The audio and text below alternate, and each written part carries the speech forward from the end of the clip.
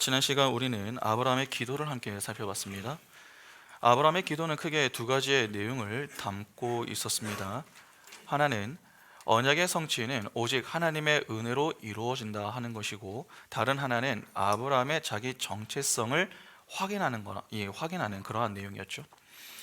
그랄에서의 사건은 이삭의 출생 직전에 일어나는 그러한 사건입니다. 아브라함의 실수로 언약이 실패될 위기에 놓였습니다. 사라의 태중에 이미 이삭이 있음에도 불구하고 자신의 안위를 위해서 아내를 그랄 왕에게 내주는 아브라함의 파렴치한 행동 때문에 언약의 성취가 무산될 뻔한 것이죠.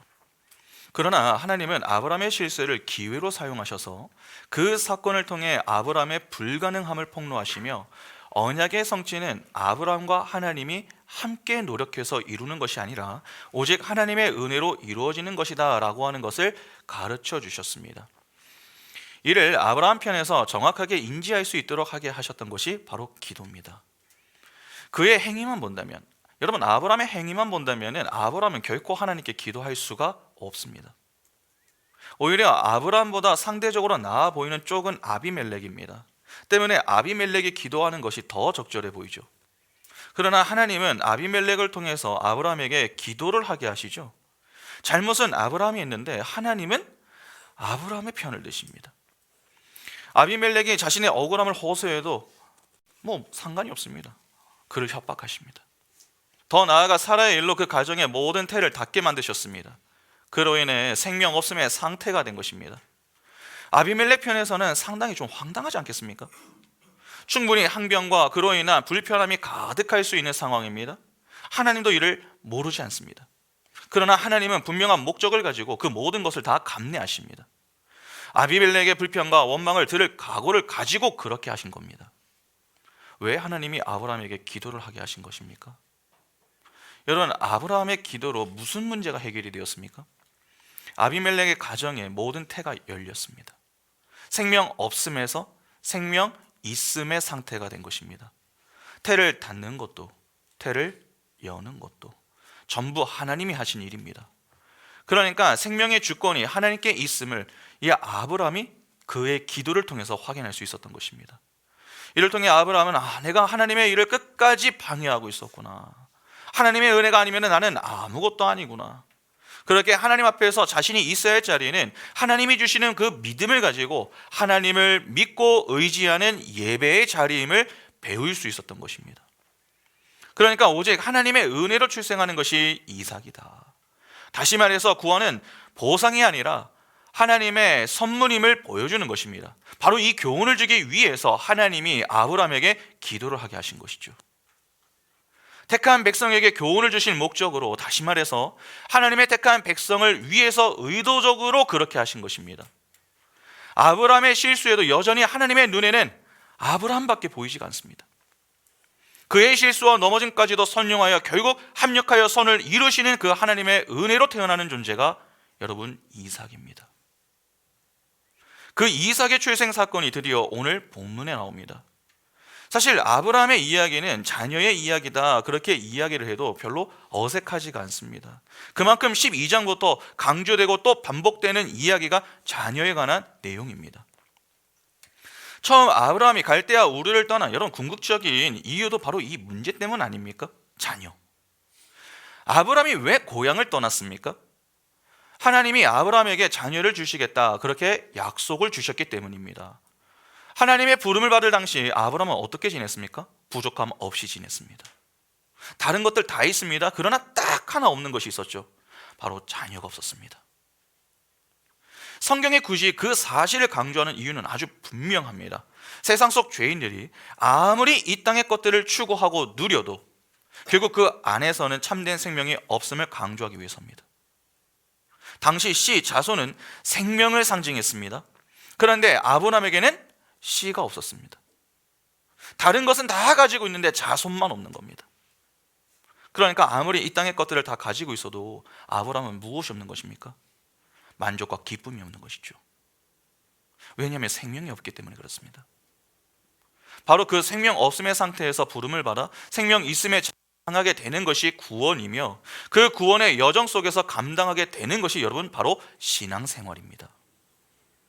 그렇게 구원을 받아 신앙생활을 통해 하나님 나라에서 아버지의 영광을 찬양하게 되는 이들이 교회입니다. 여러분, 교회는 믿음의 후손입니다. 그 후손의 조상으로 지금 이 아브라함이 등장을 하고 있는 것입니다. 그래서 그 역시 생명 없음의 상태에서 출발하는 것이죠. 창세전 하나님은 자기 백성을 구원하시기로 작정하셨습니다. 이는 생명 없음의 상태에서 생명 있음의 상태로 만드시겠다라고 하는 말과 같습니다. 그래서 하나님이 아브라함에게 자손에 관한 약속을 주시며 그를 부르신 것이죠. 그러니까 오해하시면 안 됩니다. 하나님이 보실 때 이 아브라함이 다른 것은 다 가지고 있어서 없는 것을 좀 주시려고 찾아보다가 자손을 약속하신 게 아닙니다. 그 자손, 씨가 바로 생명을 상징하기 때문에 생명을 주기 위해서 자손을 약속하신 것입니다. 하나님의 관심은 오직 하나입니다. 자기 백성을 살리는 것입니다. 생명을 주어 생명 있음의 상태로 만들어 생명의 주요, 생명을 주시는 하나님의 영광을 찬양하게 만드는 것입니다. 이를 조금 다르게 표현하면 하나님을 경외하며 하나님의 말씀에 믿음으로 순종하게 만들어 내시는 것입니다. 살아도 주를 위해서 살고 죽어도 주를 위해서 죽는, 자기 부인과 자기 십자가를 지며 하나님을 온전히 따르는 하나님 바라기로 만드는 것이 바로 하나님의 목적입니다. 이 목적을 이루기 위해서 하나님이 끝까지 아브라함을 찾아가서 약속을 주시고 언약을 세우시는 그런 모습을 보이신 것입니다. 만약 진짜 아이를 갖는 것이 목적이었다면 굳이 21장까지 올 필요가 있습니까? 없습니다. 아브라함이 100세가 되기 전 반복적으로 이 후사에 관한 문제를 해결하려고 했습니다. 조카 롯을 생각했었고 다메섹 사람 엘리에셀을 양자 삼으려고 했으며 16장에서는 하갈과 동침하여서 이스마엘을 낳았습니다. 그러니까 이삭의 출생 전 이미 아브라함에게는 누가 있었던 것입니까? 자녀가 있었던 것입니다. 그러나 하나님은 25년 동안 아브라함이 하나님 앞에 내어놓는 그 모든 것들을 다 부정해 버리시죠. 아브라함이 무엇을 내놓으면 아니다, 그렇게 간단 명료하게 대답하시며 오직 사라에게서 난 자라야 한다, 그렇게 분명한 말씀을 주셨습니다. 그렇게 75세의 부름을 받은 지 25년이 지난 100세가 되어 드디어 이삭이 출생한 것입니다. 창세기 12장부터 21장까지 무려 10장을 지나는 가운데 여러분 25년이라는 세월이 흐른 것입니다. 하나님이 꼭 사라를 통해 출생하는 이삭이어야 한다라고 하신 것은 하나님의 목적과 뜻은 하나님의 은혜로 이루어지는 것이기 때문에 그렇습니다. 다시 말해서 교회에게 주어지는 생명과 그로 인한 기쁨, 더 나아가 영광은 오직 하나님의 은혜로 이루어지는 것임을 교훈하기 위해서라는 것입니다. 그러면 생각해 보시기 바랍니다. 지금까지 아브라함의 이 모든 이야기가 이삭의 출생에 집중되는 것이라면 이를 위해 무려 모세가 10장을 할애할 정도였다면 적어도 이삭의 출생에 관한 내용은 좀 길어야 하는 것 아닙니까? 그러나 내용을 보면 어떻습니까? 2절에 사라가 임신하여 아들을 낳았다. 그게 전부입니다. 이상하지 않으십니까? 왜 이삭의 출생 예고에 대해서 그렇게 많은 분량을 할애하고는 정작 이 이삭의 출생 사건 자체는 간단하게 다룹니까? 조금 전에도 말씀을 드렸지만 여러분, 성경의 관심은요 이삭의 출생 사건 자체에 있지 않습니다. 단지 노년에 아브라함이 이삭을 얻었다? 여기에 초점이 있는 것이 아니라는 것입니다. 가끔 해당 사건을 엉뚱하게 이해를 하고 해석을 해서 봐라, 아브라함이 100세 이삭을 낳지 않았느냐, 하나님이 자녀를 주시려고 하시면 이렇게 더 자녀를 주신다, 그렇게 여기면서 이 시대의 불임 가정에게 포기하지 말고 하나님께 기도하라는 식의 설교를 시도하기도 합니다. 그냥 보면 아브라함도 100세의 자녀를 낳았는데 그에 비해서 상대적으로 우리는 더 가능성이 있지 않겠는가, 그렇게 생각하며 충분히 기도를 해볼 만하다, 그렇게 생각해 볼 수도 있지 않겠습니까? 요즘 시대에 불임 가정이 점점 늘고 있기 때문에 말씀으로 위로를 하려고 시도하려고 하는 그런 목회자들의 심정은 이해합니다. 그러나 위로를 주기 위해서 여러분, 말씀을 자의적으로 해석을 하는 것은 깊이 좀 고민을 해봐야 합니다. 목회자들을 비롯하여서 우리가 성경 해석을 할 때에 주의해야 하는 것이 무엇입니까? 성경을 저자 중심 또는 하나님 중심으로 읽고 해석하는 것이 아니라 자기 중심으로 읽고 해석을 시도하는 것입니다. 인간에게는 그런 위로가 필요합니다. 그러나 그 위로를 위해서 말씀을 내가 원하는 대로 끌어 사용하면은 상대에게는 위로를 줄 수 있으나 성경의 가르침과는 맞지 않을 수도 있는 것입니다. 이는 성경을 가지고 하나님께 죄를 짓는 행위가 될 수 있는 것입니다. 그러니까 우리는 성경을 가지고도 얼마든지 죄를 지을 수 있다 하는 사실을 알아야 합니다. 특히 이러한 실수가 우리가 가장 많이 나올 때가 어디입니까? 큐티할 때 아닙니까? 큐티할 때. 대부분의 경우 말씀을 묵상할 때 성경이 무엇을 말하는가 하는 것으로 성경을 보는 것이 아닙니다. 문맥을 파괴하고 내가 원하는 몇 개의 구절을 중심으로서 이해하고 적용을 시도합니다. 그래서 나중에 보면은 성경이 전하고자 하는 내용과는 전혀 무관하게 이해하고 있는 그러한 경우가 너무나도 많습니다. 자의적인 해석을 조심해야 합니다. 이미 여러 번 제가 반복해서 말씀을 드렸지만 여러분, 성경은 윤리 도덕책이 아닙니다. 예수 그리스도와 그분의 십자가 복음을 교훈하는 책입니다. 성경에 등장하는 인물, 사건, 사고는 모두 복음을 교훈하기 위한 시청각 자료인 것이지 그 자체에 어떤 의미가 있는 것은 아닙니다. 그런데 너무 많은 이들이 인물 중심의 설교를 듣다가 보니까 믿음의 조상 아브라함처럼 살자, 다윗처럼 살자, 바울처럼 살자, 그렇게 성경 속 인물을 롤 모델로 삼아서 그들을 닮으려고 시도를 하는데 그러시면 안 됩니다. 왜 우리가 성경 속 인물들처럼 살아야 합니까? 하나님은 성경 속 인물들을 통해서 왜 하나님의 은혜가 그렇게 필요하고 중요한 것인지, 복음의 은혜를 교훈하고 그 은혜를 입은 교회가 이 땅의 역사 속에서 어떻게 살아야 하는 것을 교훈하실 목적으로 인물들과 사건, 그 다음에 사고들을 통해 보여주시는 것입니다. 때문에 우리는 보이는 인물들을 통해서 보이지 않는 하나님의 은혜를 발견할 수 있어야 하는 것이지, 자꾸 보이는 것 자체에 집중하느라 정작 우리가 보아야 할 것들을 놓치면 안 됩니다. 그러면 이러한 이해를 가지고 본문을 다시 한번 보시기 바랍니다. 만일 여러분 보이는 사건 자체에 집중하게 되면 사람들은 무엇을 주목하겠습니까? 아브라함이 100세에 이삭을 낳아 품에 안았다, 여기에 좀 주목을 하겠죠.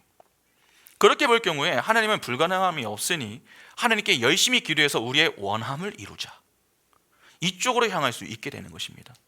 결국 인간의 치성이 강조됩니다. 그러나 보이는 사건이 아니라 그 사건이 담고 있는 의미에 주목하면 해석이 완전히 달라집니다. 자꾸 사라가 이삭을 낳았다 하는 사실에 시선을 고정하지 마시고 그 내용을 둘러싸고 있는 표현들을 조금 주목해서 본문을 한번 보시기 바랍니다. 창세기 21장 1절부터 7절 보시면, 여호와께서 말씀하신 대로 사라를 돌보셨고 여호와께서 말씀하신 대로 사라에게 행하셨으므로 사라가 임신하고 하나님이 말씀하신 시기가 되어 노년에 아브라함에게 아들을 낳으니 아브라함이 그에게 태어난 아들 곧 사라가 자기에게 낳은 아들을 이름하여 이삭이라 하였고 그 아들 이삭이 난 지 8일 만에 그가 하나님이 명하신 대로 할례를 행하였더라. 아브라함이 그의 아들 이삭이 그에게 태어날 때에 100세라. 사라가 이르되 하나님이 나를 웃게 하시니 듣는 자가 다 나와 함께 웃으리로다. 또 이르되 사라가 자식들을 젖먹이겠다고 누가 아브라함에게 말하였으리오마는 아브라함의 노경에 내가 아들을 낳았도다 하니라. 먼저 1절과 2절을 조금 유의해서 보시면은 여러분, 2절 안에 어떤 내용이 좀 반복해서 나옵니까? 여호와께서 말씀하신 대로.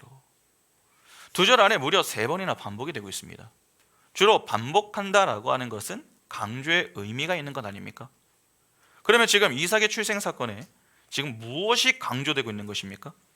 여호와께서 말씀하신 대로 이삭이 출생했다라고 하는 것이 강조되고 있는 것입니다. 그러니까 성경은 단지 이삭이 출생했다라고 하는 사실보다는 이삭이 어떻게 출생하게 되었는가 하는 것에 더 많은 관심을 두고 있음을 여기서 알 수 있는 것입니다. 또한 이후 내용을 보면 이삭을 얻고 난 이후에 아브라함과 사라의 반응이 나옵니다. 여러분, 두 사람이 무엇을 합니까? 아브라함은 이삭의 이름을 짓고 할례를 행한 반면에 사라는 하나님이 나를 웃게 하셨다라고 하는 고백을 하죠. 성경은 바로 이 두 사람의 반응을 통해서 이삭의 출생이 가져다 주었던 것이 무엇인가 하는 것을 보여주고 있는 것입니다. 그러니까 오늘 본문에서 우리가 좀 확인해야 할 것은 크게 두 가지입니다. 하나는 이삭이 어떻게 출생하게 되었는가 하는 것이고, 다른 하나는 이삭의 출생이 가져다 주는 것이 무엇인가 하는 것입니다. 그러면 이삭이 어떻게 출생하게 되었는가 하는 것부터 좀 보겠습니다. 1절과 2절은 말씀대로 이삭이 출생했다라고 이야기를 합니다. 두 절 안에 말씀대로라고 하는 표현이 3번 등장합니다. 3번이나 반복이 된 것은 약속의 자녀는 인간의 수고와 노력에 의해서가 아니라 하나님의 능력에 의해 계획되고 진행되며 탄생하게 된다라고 하는 것을 강조해 주는 것입니다. 이삭의 출생은 하나님의 작품입니다. 하나님이 아니었다면 이삭은 출생할 수가 없는 것입니다. 그렇지 않습니까? 하나님이 이삭의 출생을 위해서 하신 일을 좀 가만히 한번 생각해 보시기 바랍니다. 1절에 보면 하나님이 말씀하신 대로 사라를 돌보셨다라고 했습니다. 여기 돌보셨다라고 번역이 된 이 히브리어 파카드는 방문하다, 보살피다, 지키다라고 하는 의미를 가지고 있습니다. 그러니까 하나님은 이삭의 출생을 위해서 무엇을 하신 것입니까?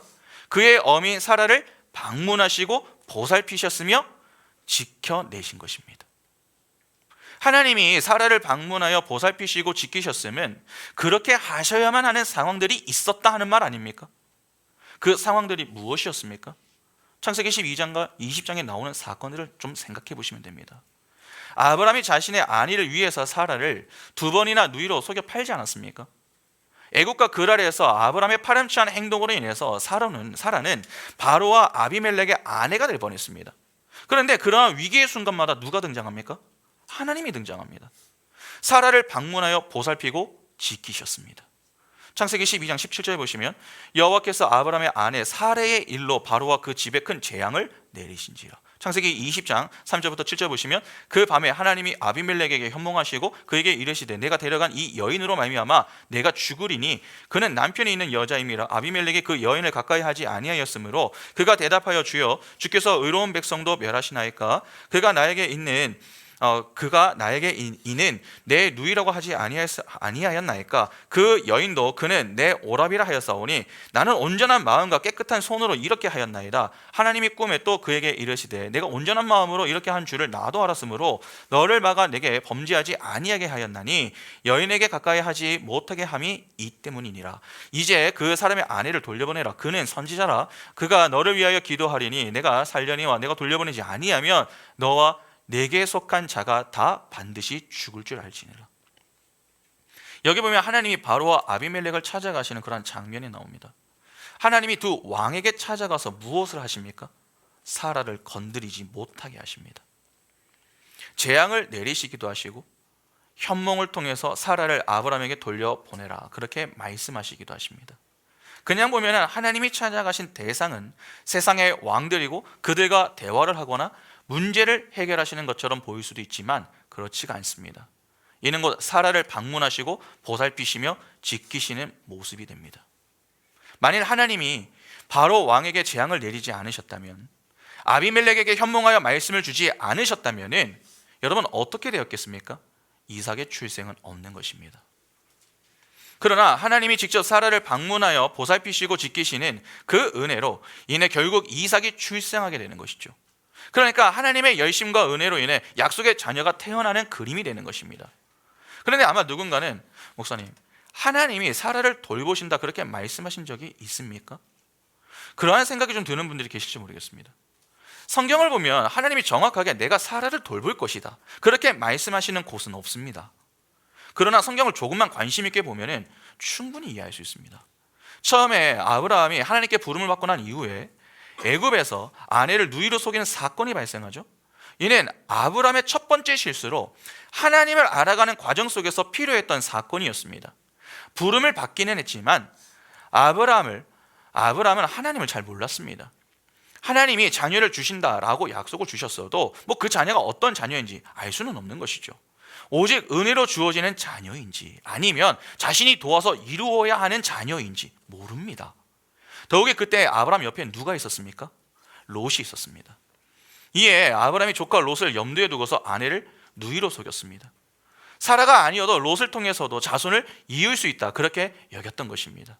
그러나 하나님이 바로와 그 가정에 재앙을 내리심으로 이 아브라함의 생각이 잘못된 것임을 지적해 주셨죠. 그러자 두 번째로 아브라함이 한 것이 무엇입니까? 다메섹 사람 엘리에셀을 양자로 삼으려고 했던 것입니다. 조카 롯이 아니면 양자를 삼으면 되는 것 아니겠는가 그렇게 생각을 했던 것이죠. 그러나 하나님은 그러한 아브라함을 향해서 뭐라고 하십니까?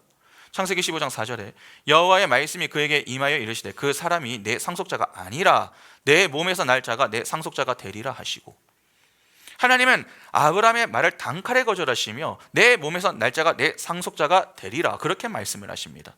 이는 사라를 두고 하신 말씀이었는데 아브라함이 이를 제대로 이해를 못했습니다. 그래서 하갈과 동침하여 이스마엘을 낳죠. 육의 자녀를 낳아버린 겁니다. 하나님이 말씀을 주셔도 이 아브라함은 하나님의 의중을 제대로 파악하지를 못합니다. 그래서 이에 하나님이 나중에는 아예 정확하게 말씀을 주십니다.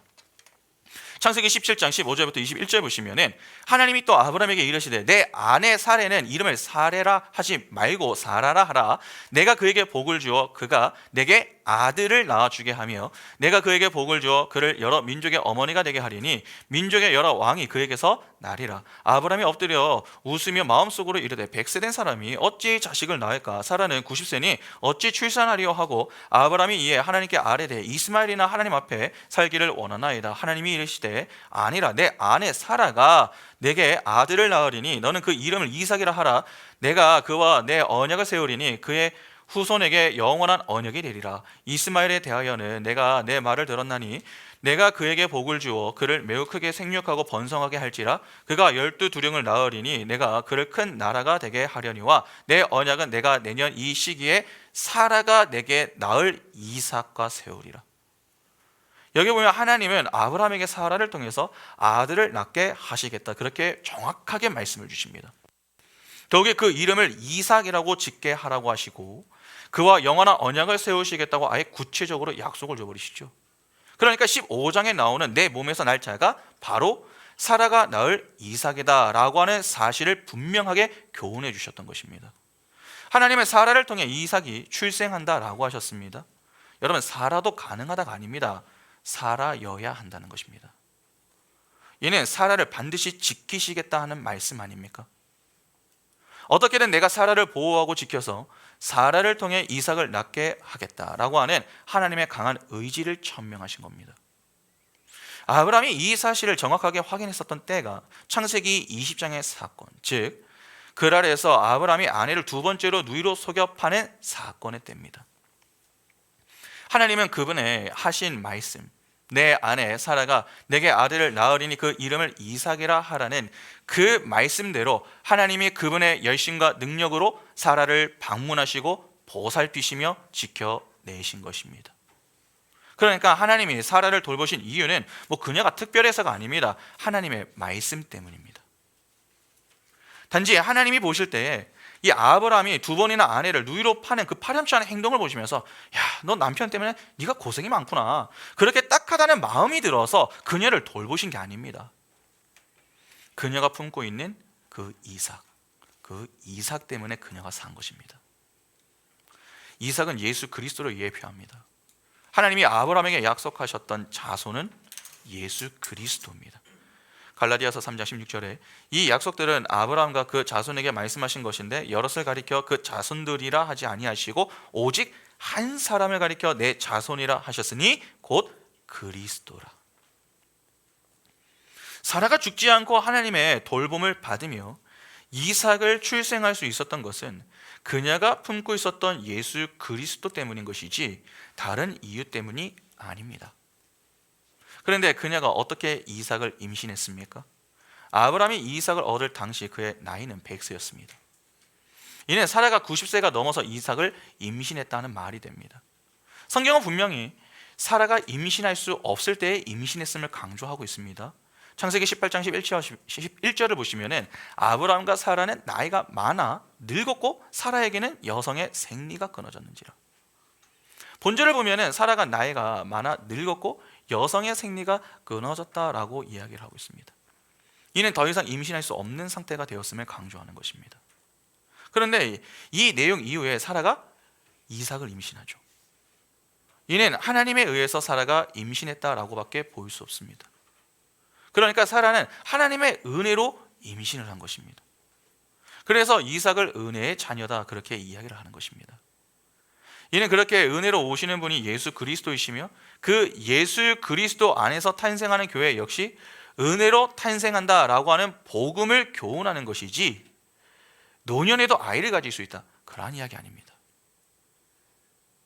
그러면 사람의 임신과 이삭의 출생은 전부 하나님의 말씀에 따른 것입니다. 이는 하나님의 말씀은 그 자체가 능력임을 보여주는 것 아닙니까? 히브리서 4장 12절과 13절 보시면 하나님의 말씀은 살아있고 활력이 있어 좌우에 날선 어떤 검보다도 예리하여 홍과 영과 및 관절과 골수를 찔러 쪼개기까지 하며 또 마음의 생각과 뜻을 판단하나니 지으신 것이 하나도 그 앞에서 나타나지 않음이 없고 우리의 결산을 받으실 이의 눈 앞에 만물이 벌거벗은 것 같이 드러나느니라. 하나님의 말씀은 그 자체로 능력입니다. 그분은 하신 말씀에 여러분 중간에 변수가 생겼다고 해서 무르거나 변화를 주지 않으십니다. 이를 조금 다르게 표현하면은 절대로 취소되거나 그분의 약속, 언약 실패되지 않는다는 말입니다. 하나님의 언약이 바로 그렇다는 것이죠. 언약이. 이사야 55장 10절과 11절 보시면 이는 비와 눈이 하늘로부터 내려서 그리로 되돌아가지 아니하고 땅을 적셔서 소출이 나게 하며 싹이 나게 하여 파종하는 자에게는 종자를 주며 먹는 자에게는 양식을 준 것 같이 내 입에서 나가는 말도 이와 같이 헛되이 내게로 되돌아오지 아니하고 나의 기뻐하는 뜻을 이루며 내가 보낸 일이 형통함이니라. 농사를 짓거나 나무에 열매를 내기 위해서는 여러분 해도 중요하지만 비도 중요합니다. 비가 내리지 않아 토지가 너무 메말라 있으면 열매를 내고 싶어도 낼 수가 없습니다. 적절히 비와 눈이 내려서 토지를 적셔야 열매를 맺을 수가 있는 것이죠. 이는 자연의 법칙입니다. 그런데 하나님의 말씀도 그러합니다. 자연의 법칙과 같이 하나님의 말씀은 반드시 성취된다라고 하는 것이 이사야의 이야기입니다. 하나님은 하신 말씀을 반드시 지키십니다. 말씀을 지키신다라고 하는 것은 말씀의 성취가 일어나는 때가 있다 하는 말이죠. 말씀이 주어지는 때와 성취의 때를 각각 처음과 마지막으로 본다면은 여러분 그 사이에 과정도 있는 것 아닙니까? 말씀의 성취를 위한 기한이 있다는 것입니다. 오늘 본문 2절을 보면은 시기라고 하는 말이 나옵니다. 시기. 여기에 시기라고 번역이 된 이 히브리어 모에드는 특별하게 정해진 기간을 뜻합니다. 하나님은 아브라함을 부르시며 자녀를 주시겠다는 약속을 주셨습니다. 그러나 그 약속의 성취는 곧바로 일어났던 것이 아니죠. 아브라함이 75세에 부름을 받고 난 그 이후 25년이 지난 100세가 되어 약속의 성취가 이루어졌습니다. 그러니까 75세부터 100세까지 25년간은 아브라함에게 약속의 성취를 기다려야 했었던 시간이 되는 것입니다. 이 기간에 하나님이 아브라함에게 반복적으로 찾아와 후손에 대해서 말씀하셨던 것 아닙니까? 창세기 12장 7절 여호와께서 아브라함에게 나타나 이르시되 내가 이 땅을 내 자손에게 주리라 하시니라. 자기에게 나타나신 여호와께 그가 그곳에서 제단을 쌓고 창세기 15장 4절에 여호와의 말씀이 그에게 임하여 이르시되 그 사람이 내 상속자가 아니라 내 몸에서 날 자가 내 상속자가 되리라 하시고 창세기 17장 6절과 7절에 내가 너를 심히 번성하게 하리니 내가 내게서 민족들이 나게 하며 왕들이 내게로부터 나오리라. 내가 내 언약을 나와 너 및 내 대대 후손 사이에 세워서 영원한 언약을 삼고 너와 내 후손의 하나님이 되리라. 창세기 18장 10절에 그가 이르시되 내년 이맘때 내가 반드시 내게로 돌아오리니 내 아내 사라에게 아들이 있으리라 하시니 사라가 그 뒤 장막 문에서 들었더라. 여러분 방금 읽은 구절들을 보면은 전부 하나님이 자녀를 주겠다라고 하는 내용들밖에 없습니다. 그러나 하나님이 그 약속을 주실 때에 여러분 이미 무엇이 정해져 있었던 것입니까? 성취의 때가 정해져 있었던 것입니다. 약속의 성취의 때가 정해져 있다면은 여러분 이것이 분명한 사실이라면은 하나님의 약속을 받은 성도가 해야 할 것은 무엇입니까? 언약의 신실하신 하나님을 믿는 지혜와 오래 참는 인내가 필요한 것이죠. 하박국 2장 3절에 이 묵시는 정한 때가 있나니 그 종말이 속히 이르겠고 결코 거짓되지 아니하리라. 비록 더딜지라도 기다리라. 지체되지 않고 반드시 응하리라. 하나님은 거짓말을 하시는 분이 아닙니다. 하신 약속을 반드시 지키시는 분이십니다. 더욱이 그 약속이 성취되는 때가 있습니다. 때문에 성도는 겸손히 하나님을 의지하며 하나님의 뜻에 순종하여 그 때를 준비하면서 기다릴 수 있어야 하는 것이죠. 그러면 아마 누군가는 여기서 왜 굳이 기다려야 하는 것일까? 그냥 약속을 주시고 그 자리에서 곧바로 약속을 성취하실 수 있는 그러한 능력을 가지고 계시면서 왜 약속을 주시고 성취의 때까지 오래 참게 만드시는 것인가? 그러한 궁금함이 드는 분들이 계실지 모르겠습니다. 이는 크게 두 가지 이유를 좀 생각해 볼 수 있습니다. 첫째는 하나님이 정해두신 그 기간 동안 인간이 할 수 있는 것은 다 해보도록 내버려 두신 것입니다. 아브라함 이야기에 여러분 흐름을 좀 잘 생각해 보시기 바랍니다. 하나님은 아브라함을 부르신 그 이후부터 끊임없이 그에게 약속을 주셨습니다. 그런데 그때마다 아브라함은 어떠했습니까? 하나님의 약속을 겸손히 믿고 그 하나님의 때까지 인내하며 지냈던 것이 아니었습니다. 오히려 인간 측에서 내놓을 것들을 내놓으며 하나님을 도와 하나님의 약속을 성취해 보겠다는 교만함의 모습을 보였습니다. 조카 롯도 생각해보고 엘리에셀도 제시해보고 이스마엘로 만족을 해보려고 하는 모습 등 아브라함 역시 쉬지 않고 무언가를 자꾸 내놓았습니다. 이를 조금 쉽게 이야기하면 이러한 것입니다. 하나님은 나만 할 수 있는 거야 그렇게 말씀을 하시는데 아브라함은 아니에요, 저도 할 수 있어요, 조금은 가능해요, 그러니까 도와드릴게요. 그렇게 자꾸 하나님을 도와보겠다고 나서더라 하는 것입니다. 그냥 보면 아브라함의 이러한 모습은 매우 기특한 모습처럼 보이지만 하나님은 그 모든 것을 다 부정하셨고 기각하셨습니다. 아니라. 아브라함이 내놓으려고 하는 것마다 전부 다 아니라고 부정하셨습니다. 그렇게 아브라함이 내놓을 것들을 다 놓을 때까지 하나님이 기다리신 겁니다. 여러분 그 기간이 무려 25년입니다. 그러니까 하나님은 아브라함아 내가 내 앞에 내놓을 것을 다 한번 내놓아 봐라 그렇게 말씀하신 것이고, 아브라함은 자신 측에서 내놓을 수 있는 그 모든 것들을 다 내놓고 나중에는 마른 막대기처럼 불가능한 존재가 된 것입니다. 그때가 바로 100세입니다. 세월의 흐름에 따라 사라는 불임의 상태가 되었고 아브라함도 불가능함의 상태가 되었습니다. 하나님은 그 불가능의 상태를 약속의 성취의 기한으로 미리 정해 놓으셨던 것이죠. 그러니까 인간 쪽에서의 모든 시도와 가능성이 다 사라질 때까지 하나님은 의도적으로 기다리셨다가 일을 하셨던 것입니다. 그래야 인간이 할 수 없는 것을 하나님이 하실 수 있다 하는 것이 되기 때문에 그렇습니다. 이를 조금 다르게 표현하면 그래야 하나님의 은혜만이 오롯이 드러나기 때문이다 라고 하는 것입니다. 주로 인간이 하는 착각이 무엇입니까? 하나님을 우리의 이성 속에 가둬 놓고서 하나님을 생각하려고 하는 것 아닙니까? 내가 할 수 있으면 하나님도 할 수 있고 내가 못하면 하나님도 못하실 거다, 그렇게 생각하는 것이죠. 내가 할 수 없어도 하나님은 하실 수 있다고 하는 생각이 아닙니다. 자신과 하나님이 크게 다르지 않을 것이라 착각을 하는 것입니다. 그러나 하나님은 이를 깨시며 하나님의 전지전능하심을 보여주시는 것입니다. 그러니까 이삭의 탄생은 오직 하나님의 주권적 섭리에 의한 것임을 교훈하기 위해 오랜 기다림의 시간을 갖게 하셨던 것입니다. 그래서 이러한 교훈을 주기 위해 일부러 이삭의 출생 사건 직전에 아브라함이 99세에 그 아래서 실수하는 사건을 등장시키시는 것이죠. 그 사건을 통해서 아브라함의 불가능함을 폭로하시면서 하나님이 아니었으면 결코 이삭의 출생은 불가능했음을 작은 사건을 통해서 보여주셨던 것입니다. 더욱이 아브라함이 그 사건 마지막에 무엇을 했습니까? 기도를 했습니다. 그가 기도를 하고 싶어서 한 게 아니라 하나님이 시켜서 한 겁니다. 하나님이 왜 아브라함을 기도하게 만드셨습니까? 생명을 거두어 가시는 분도 생명을 주시는 분도 모두 하나님의 손에 달려있음을 그 기도를 통해 확인시켜 주시기 위해서였습니다. 그 기도를 통해 아브라함은 자신의 정체성을 그 자리에서 제대로 확인할 수가 있었던 것이죠. 내가 그동안 하나님 앞에서 매우 교만했었구나. 내가 할 수 있는 것이 조금은 좀 있었다고 내가 생각했는데, 내가 그래도 좀 괜찮은 존재라고 생각했는데 그게 내 착각이었구나. 하나님 없이 나는 죽은 흙에 불과하구나. 하나님의 은혜가 아니면 안 되는구나. 이삭은 오직 하나님의 은혜로 주어지는 것이구나.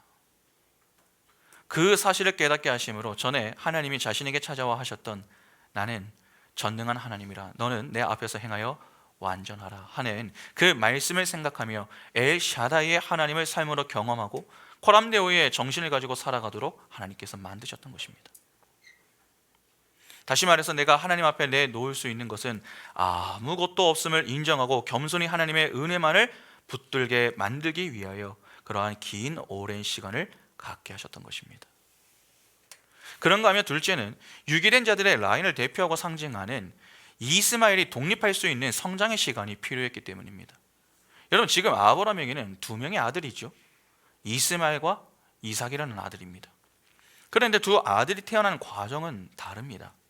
이스마엘은 아브라함이 하갈과 동침하여 낳은 아들입니다. 그러니까 육의 아들이죠. 반면에 이삭은 하나님이 사라에게 은혜를 주셔서 낳은 아들입니다. 동침하지 않았다는 말이 아니라 더는 자녀를 낳을 수 없는 상황 가운데에서 자녀를 갖게 하셨다라고 하는 차원에서 은혜로 낳은 자녀다, 그렇게 이야기를 하는 것입니다. 그래서 이스마엘과 달리 이삭은 은혜의 아들입니다. 육과 영은 여러분 함께 공존할 수 없습니다. 물과 기름의 관계입니다. 그래서 나중에 보면은 이스마엘이 이삭을 놀리는 내용이 나오는 것이죠. 만일 두 자녀가 나이가 좀 비슷했다면 서로 다투지 일방적으로 당할 수는 없습니다. 여러분, 그렇지 않겠습니까? 뭐 여기 형제들도 있고 뭐 이렇게 있는데, 여러분 나이가 좀 비슷하면요, 뭐 계속 건드리면 한번 붙어볼 생각을 하지 당할 생각을 하진 않습니다. 때리니까 맞아야지. 누나의 잔소리 그만 들을 때까지 알았어요 그러고 넘어가지 가만히 있지는 않습니다. 가만히 있지 싸울 생각은 안 하죠. 여러분 10살 이상 정도 차이가 나면 좀 그렇지 않습니까? 그래도 싸울 생각 하십니까? 여러분, 싸울 생각 잘 하지 않습니다. 상대가 되지 않기 때문에. 이스마엘은 아브라함이 86세에 얻은 아들이고 이삭은 100세에 얻은 아들입니다. 그러니까 이삭과 이스마엘 둘 다 남자인데 13살 정도가 차이가 나는 것이죠. 여러분, 상대가 되지 않습니다. 이스마엘이 때리면 이삭은 그냥 맞아야 합니다. 놀리면 놀림감이 되어야 하는 것이죠. 세상 앞에선 교회가 딱 이 모습 아닙니까? 전에 우리가 누가복음을 공부하면서도 확인을 했지만 주님께서 교회를 세상으로 파송하실 때에 어떻게 보내셨습니까? 누가복음 10장 3절 보시면 갈지어다 내가 너희를 보냄이 어린 양을 이리 가운데로 보낸가 같도다.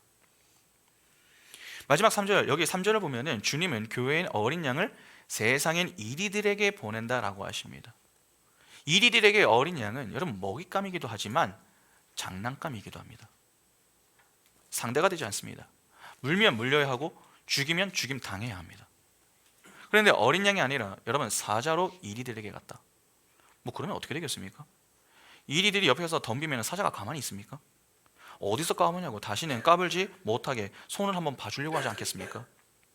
눈에는 눈, 이에는 이. 아니 이제는 한 대 맞으면 2대 이상. 여러분 그렇게 더 큰 복수를 하겠다고 나설 수도 있지 않겠습니까?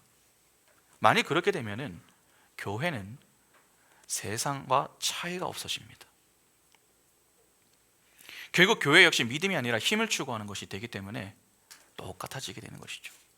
그래서 주님의 제자들이 가지고 있는 세상 힘을 다 차압해 버리시고 빈손으로 나가 이리들에게 잡혀 먹혀 죽게 만드셨던 것입니다. 그렇게 세상의 실체를 폭로해 내셨던 것이죠. 하나님은 바로 이러한 교훈을 준 목적으로 이스마엘이 태어난 이후에 곧바로 이삭을 허락하지 않으셨던 것입니다. 분명 하갈과의 동침으로 낳은 이스마엘은 여러분 하나님 앞에서 범한 아브라함의 실수입니다. 그러나 그 실수까지도 하나님은 어떻게 사용을 하시는 겁니까? 그 실수까지도 선용하여 합력하여 선을 이루시는 것입니다. 이삭과 달리 이스마엘은 하나님의 선택을 입은 자가 아닙니다. 선택에서 유기된 자들의 라인을 대표하는 인물로 등장하는 것입니다. 그가 독립을 해서 나가기 위해서는 최소한의 시간이 필요합니다. 성장할 수 있는 시간이 필요했다는 것입니다. 하나님은 그러한 시간을 배려하셨던 것이죠. 왜냐하면 이스마엘과 그 후손들은 구속사 속에서 유기된 자들의 역할을 담당해야 하기 때문입니다. 그냥 이스마엘이 쫓겨났다고 해서 곧바로 죽으면 여러분 안 되는 것입니다. 그는 살아서 그의 후손들을 통해서 역사를 이어나가야 합니다. 그렇게 유기된 자들의 역할을 맡아서 역사의 조기 종결을 막아야 하는 엑스트라로 존재를 해야 했었기 때문에 하나님이 잠시 시간을 두셨던 것입니다. 그래서 이후에 굳이 하나님이 이스마엘과 함께하면서 그에게 큰 민족을 이루게 하시겠다는 그러한 이야기가 나오는 것입니다. 이삭을 더욱 빛내줄 자가 이스마엘입니다. 이것을 조금 다르게 표현하면은 교회를 더욱 빛내주는 역할을 누가 하는 것입니까? 세상이 하는 것입니다. 이러한 이유 때문에 하나님이 오랜 기간 참음의 시간을 갖게 하셨던 것이죠. 이렇게 보면 하나님이 하시는 그 모든 일을 알면 알수록 참으로 소름이 돋지 않으십니까? 우리의 작은 실수와 넘어짐까지도 그분의 뜻을 이루시는 데 사용하시는 그 하나님의 전능하심과 위대하심을 찬양하지 않을 수 없는 이유가 바로 여기에 있는 것입니다. 그러면 이러한 분명한 이유 때문에 하나님이 오랜 기다림의 시간을 갖게 하셨다면 성도에게 오랜 기다림의 시간은 어떠한 것입니까? 불필요한 시간이 아니라 매우 유익한 시간이 되는 것입니다. 기다림의 시간이라고 하니까 우리 그냥 가만히 있으면 되는 시간인가? 그렇게 생각할지 모르겠으나 그렇지 않습니다. 기다림의 시간은 곧 훈련의 시간이기도 합니다. 아브라함이 25년 동안 가만히 있었던 것이 아닙니다. 하나님의 손에 의해서 훈련을 받으며 지냈음을 잊으시면 안 됩니다. 하나님은 우리를 가만히 내버려 두시는 분이 아닙니다. 부르신 그 이후부터 우리를 훈련장에 넣으시고 계속 그분의 이 세심한 손길로 우리를 다듬어 가십니다. 그렇게 우리를 다듬기 위해 쉬지 않으시고 일하시는 그 하나님의 열심과 은혜 아래에서 성도는 그 긴 기다림의 시간 동안 자신의 불가능함과 하나님의 위대하심을 배우고 하나님을 떠나 사는 자들의 고통, 그리고 하나님께 순종하는 자들의 행복에 대해서 경험으로 배우게 되는 것입니다. 여러분, 훈련은요, 힘든 것입니다. 처음부터 잘하는 사람은 없으며 실수 없이 완벽하게 해내는 사람도 없습니다. 수많은 시행착오를 겪게 됩니다. 아브라함이 그랬듯이 성도인 우리도 마찬가지입니다. 우리는 기다림의 시간 동안 우리에게서 나오는 수많은 실수와 넘어짐을 경험하게 됩니다. 어떨 때에는 죄를 짓는 경우도 있습니다. 그러나 하나님은 우리의 셀 수 없는 그 실수와 넘어짐, 그리고 죄까지도 전부 설명하셔서 우리를 하나님의 전유로 성숙시켜 나가십니다. 아브라함의 이러한 인생을 그대로 살고 있는 이들이 창세기 1차 수신자인 이스라엘 아닙니까? 지금 이스라엘은 어디에 있습니까? 광야에 있습니다. 출애굽하여 광야 생활을 하고 있는 중입니다. 사실 애굽에서 가나안까지의 거리는 약 일주일 정도면 갈 수 있는 거리였습니다. 그런데 하나님은 이스라엘 광야에서 약 40년 동안 지내게 하시죠. 성경에서 40년은 한 세대입니다. 그래서 성경을 보면 나중에 가나안 땅에는 누가 들어갑니까? 출애굽 세대가 들어가는 것이 아니라 광야 세대가 들어갑니다. 왜 하나님이 그렇게 오랜 세월 동안 이스라엘을 광야에서 살게 하십니까? 신명기 8장 2절 보시면 내 하나님 여호와께서 이 40년 동안에 내게 광야길을 걷게 하신 것을 기억하라. 이는 너를 낮추시며 너를 시험하사 내 마음이 어떠한지 그 명령을 지키는지 지키지 않는지 알려 하심이라. 여기 보면 하나님이 이스라엘을 시험하기 위해서 광야길을 걷게 하셨다라고 합니다. 이 시험을 훈련으로 바꾸어도 무방합니다. 신명기 32장 9절부터 12절 보시면 여호와의 분깃은 자기 백성이라 야곱은 그가 택하신 기업이로다. 여호와께서 그를 황무지에서 짐승이 부르짖는 광야에서 만나시고 호위하시며 보호하시며 자기의 눈동자같이 지키셨도다. 마치 독수리가 자기의 보금자리를 어지럽게 하며 자기의 새끼 위에 너풀거리며 그의 날개를 펴서 새끼를 받으며 그의 날개 위에 그것을 엎는 것 같이 여호와께서 홀로 그를 인도하셨고 그와 함께한 다른 신이 없었도다. 하나님은 자기 백성을 세상에서 불러내신 그 이후에 곧바로 하나님의 약속의 성취되는 자리로 데려가시는 것이 아니라 그 전에 훈련 과정을 지나가게 하십니다. 여러분, 혹시 독수리가 자기 새끼를 훈련시키는 그런 모습을 좀 보신 적 있으십니까? 어느 정도 새끼가 자라게 되면 독수리는 그때부터 새끼들을 훈련시킵니다.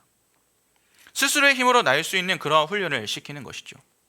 그런데 훈련을 보면 상당히 무섭게 합니다. 독수리가 새끼를 둥지에서 밀쳐내서 떨어지게 만듭니다. 위에 있는데. 그러면 새끼가 아래로 쭉 떨어지게 되는데 그때에 어느 시점에서 이 어미 독수리가 날아가서 새끼를 날개로 받아냅니다. 그리고 다시 위로 올라가서 떨어지게 만들죠. 여러분, 이것을 계속 반복합니다. 그러한 혹독한 훈련을 반복하다가 보면은 나중에 이 새끼들이 조금씩 날개짓을 하면서 날기 시작합니다. 그러한 훈련의 과정을 지나서 새들의 제왕으로 거듭나게 되는 것이죠. 만일에 어미새가 몇 번 시도하다가 야, 너는 안 되겠다, 그렇게 포기하면 그 새끼 독수리는 어떻게 되는 것입니까? 제대로 날아보기도 전에 죽게 되는 것입니다. 그러나 긴 기다림 끝에 혹독한 훈련을 잘 마친 새끼 독수리는 어미와 같이 새들의 제왕이 되는 것이죠. 똑같습니다. 성도에게 기다림의 시간은 훈련의 시간이요 성숙의 시간입니다. 광야는 이스라엘에게 훈련장이었습니다. 그곳에서 하나님은 40년이라는 시간을 허락하시며 이스라엘이 할 수 있는 모든 것을 다 해보라고 하셨습니다. 그래서 이스라엘이 쉬지 않고 무엇을 했습니까? 반란을 일으켰습니다. 그 반란 사건이 지나면 지날수록 어떻게 됩니까? 이스라엘의 힘은 점점 줄어들었습니다.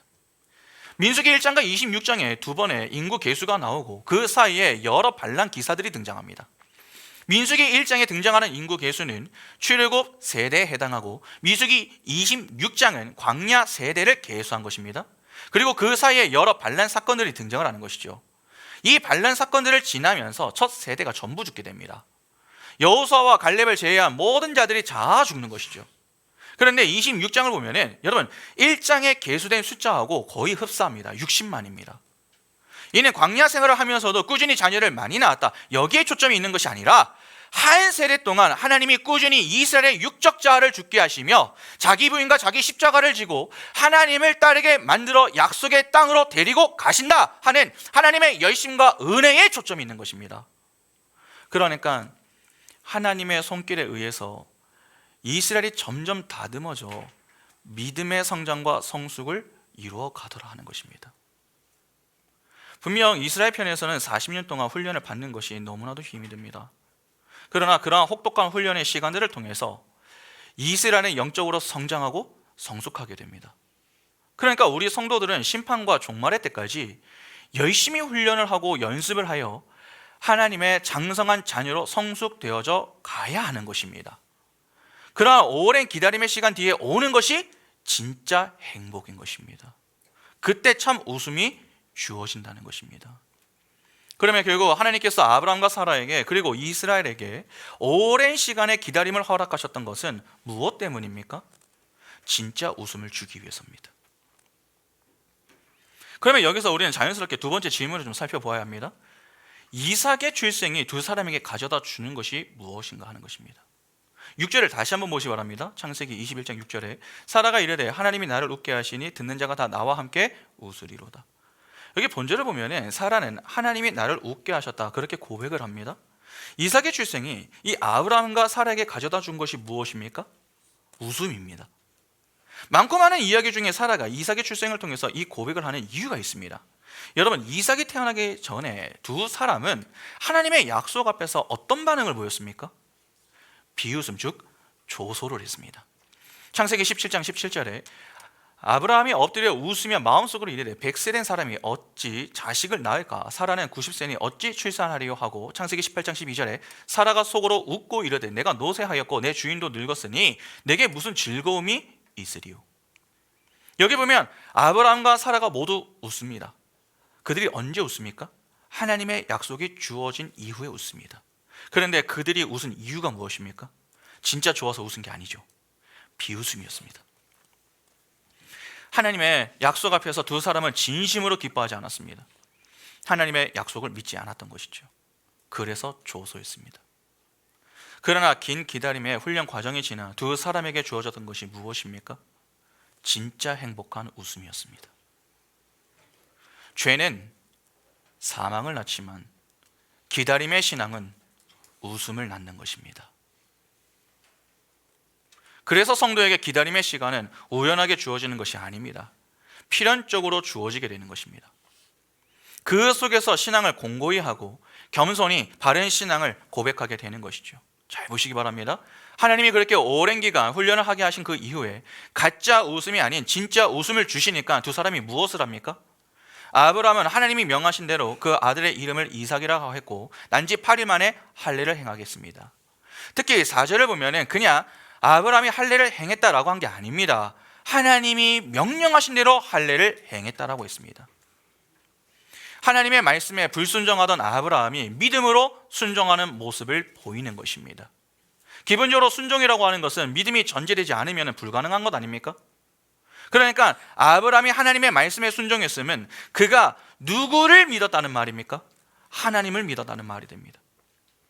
그러면 아브라함이 이렇게 하나님을 믿고 이렇게 순종할 수 있었던 것은 무엇 때문입니까?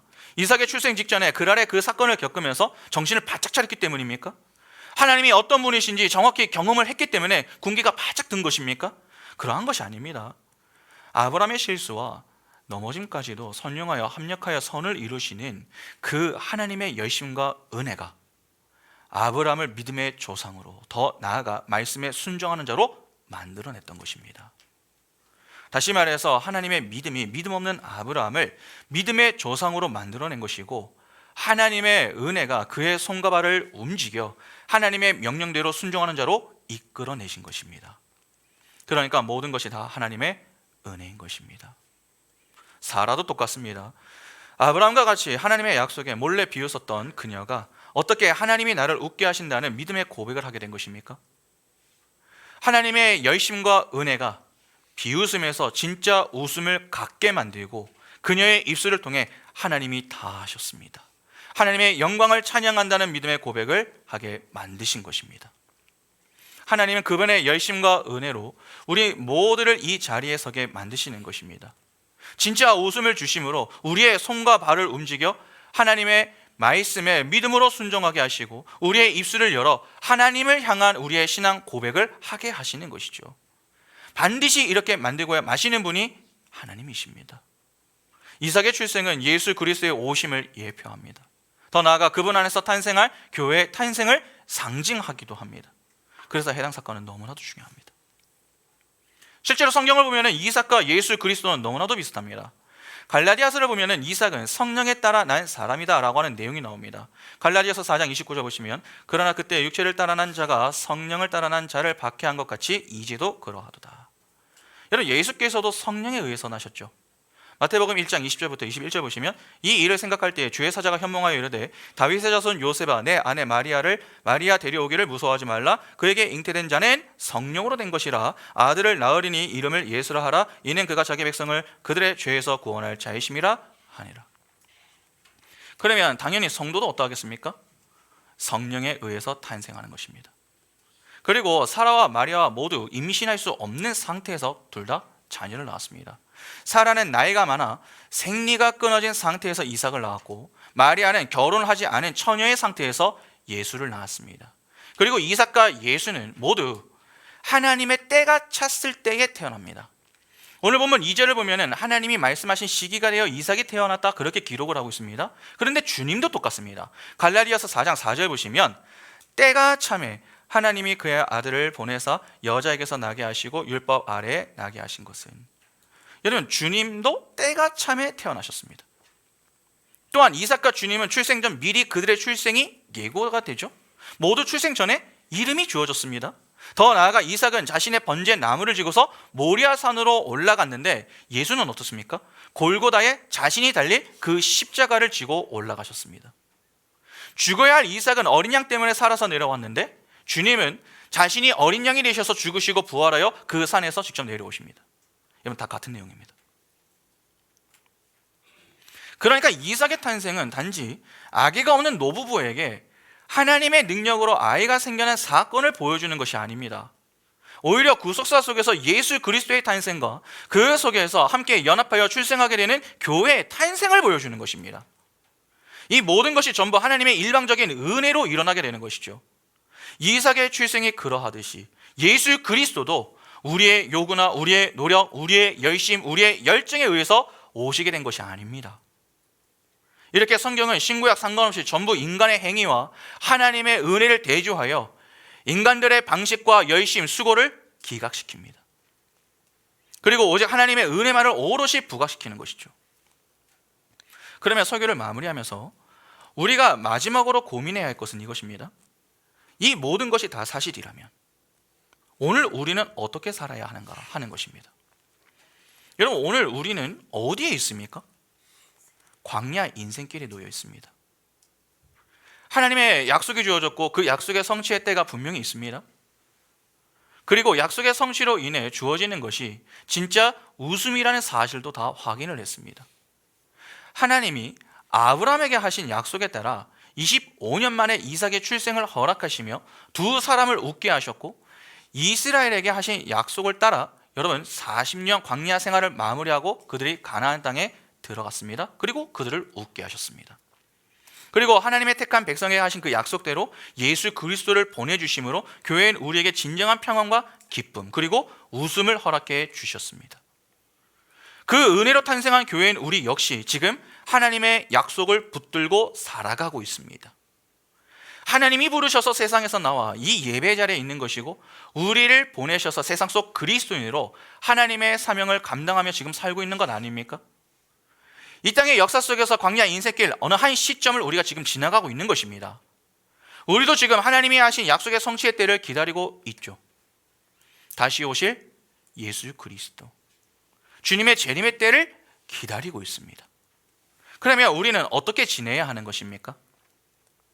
지금 당장 우리 눈에는 언제 주님이 오실까? 전혀 모르겠습니다. 그런데 내 현실은 어떻습니까? 너무나도 힘이 듭니다.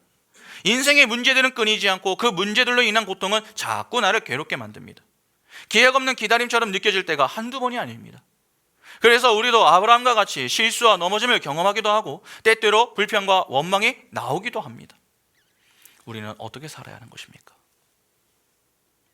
인간은 미래를 알 수는 없지만 과거는 충분히 해석을 할 수 있습니다.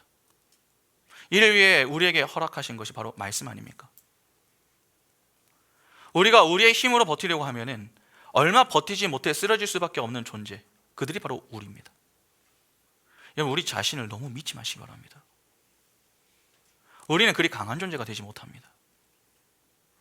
하나님이 이를 잘 아시기 때문에 필요한 은혜를 허락하시기 위해서 교회인 우리에게 말씀과 기도를 주신 겁니다. 성령께서 왜 자꾸 우리를 말씀과 기도의 자리로 인도하시는 것입니까? 그 말씀을 통해 하나님을 아는 바른 지식을 소유하게 만들기 위해서입니다. 우리가 자꾸 힘들어하는 이유는 여러분 다른 이유 때문이 아닙니다. 하나님을 아는 지식이 없기 때문입니다. 성도에게 하나님을 아는 지식은 반드시 필요합니다. 하나님을 알아야 아는 만큼 하나님께 기도합니다. 기도하지 않는 이유는 간단합니다. 하나님을 모르기 때문입니다. 기도를 해야 내 힘이 아닌 하나님을 내 힘으로 삼아 살아갈 수 있습니다. 자꾸 신앙생활을 여러분 미신적으로 생각하시면 안 됩니다. 예수 믿으면 고난이 없어지고 상황이 바뀌겠지, 그렇지 않습니다. 예수 믿으면 고난과 상황이 바뀌는 것이 아니라 그 고난과 상황을 바라보는 내 눈과 그 문제를 대하는 나의 자세가 바뀌는 것입니다. 처음에는 고난과 상황 자체만 집중하느라 하나님의 의중을 헤아리지 못해 불평만 했는데 나중에는 보이는 고난과 상황 속에 숨겨진 그 하나님의 뜻을 바라보면서 그렇구나, 이 모든 것이 나를 다듬어 가시는 하나님의 세밀한 손길이구나, 내가 너무 나 자신을 믿었구나, 그래서 제게는 하나님의 은혜가 필요합니다. 그렇게 겸손히 하나님의 은혜를 구하는 믿음과 신앙의 성숙과 성장을 이루시려는 하나님의 의도를 파악하고 모든 상황 속에서도 감사와 찬양을 할 수 있는 실력자가 되는 것이죠. 여러분, 내 몸은 힘들 수 있습니다. 그러나 내 마음은 주님으로 인해 평안한 것입니다. 내 안의 말씀, 즉 로고스이신 예수 그리스도로 채워질 때에 그때 예수 그리스도께서 맺게 하시는 열매들로 이 역사 속에서 주어지는 수많은 문제들 앞에서도 넉넉히 버티고 인내할 수 있게 되는 것입니다. 그래서 오래 참음이 성령의 열매 속에 들어가 있는 것입니다. 그렇게 성령의 열매를 가지고 오래 참는 자들은 여러분 환난 중에서도 소망을 가지고 살아갑니다. 로마서 5장 3절과 4절 보시면 다만 이뿐 아니라 우리가 환난 중에도 즐거워하나니 이는 환난은 인내를, 인내는 연단을, 연단은 소망을 이루는 줄 알미로다. 그러면 소망을 가지고 사는 자들은 어떤 자들입니까? 소망이신 예수 그리스도를 믿으며 사는 자들입니다. 우리의 유일한 소망은 예수 그리스도입니다. 그 예수 그리스도를 겸손히 믿으며 사는 것이 하나님의 일입니다. 그 일을 하며 사는 이들이 소망을 가지고 사는 이들인 것입니다. 그들이 바로 교회인 우리가 되어야 하는 것입니다. 여러분, 하나님은 불필요한 훈련을 허락하지 않으십니다. 필요한 훈련만을 허락하십니다. 훈련이 끝나는 날이 있습니다. 우리에게 필요한 훈련이 끝나는 날 주어지는 것이 진짜 웃음입니다. 하나님은 우리에게 진짜 웃음을 주시는 분이십니다. 진짜 웃음을 주시기 위해 오늘도 쉬지 않으시고 우리의 인생에 방문하시고 보호하시며 지키시는 그 하나님의 열심과 은혜를 겸손히 바라보시기 바랍니다. 그리하여 하나님 안에서 하나님이 주시는 믿음으로 하나님의 때까지 잘 인내하고 주어진 그 모든 자리에서 최선을 다하여 우리가 우리의 위치에서 해야 할 준비, 예수 그리스도를 소망하며 하나님의 때에 주시는 참 웃음으로 하나님의 영광을 찬양할 수 있는 복이 우리 인생에 충만할 수 있기를 간절히 소망합니다. 함께 찬양하겠습니다.